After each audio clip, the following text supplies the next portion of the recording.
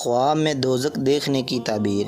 امام جعفر صادق علیہ السلام فرماتے ہیں، خواب میں دوزخ کا دیکھنا غم زدہ، گناہوں اور خدائی عذاب میں مبتلا ہونے کی علامت ہے۔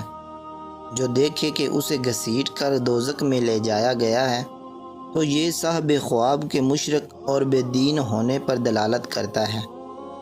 جو خواب میں اپنے آپ کو دوزخ میں دیکھے وہ بہت زیادہ گنہگار ہوگا۔ اور خواب میں روٹی دیکھنے کی تعبیر یہ ہوگی۔ حضرت دانیال علیہ السلام فرماتے ہیں، جو خواب میں روٹی پائے یا خریدے اس کے رزق میں برکت ہوگی، اور جس قدر روٹیاں دیکھے اسی قدر زیادہ خیر و برکت کا موجب ہے۔ جو خواب میں گرم روٹی کھائے وہ نقصان اٹھائے گا۔ ابراہیم کرمانی رحمۃ اللہ تعالیٰ علیہ فرماتے ہیں، خواب میں گرم روٹی دیکھنا عیش و آرام پانے کی علامت ہے، اور خشک روٹی دیکھنا تنگ روزی کا موجب ہے۔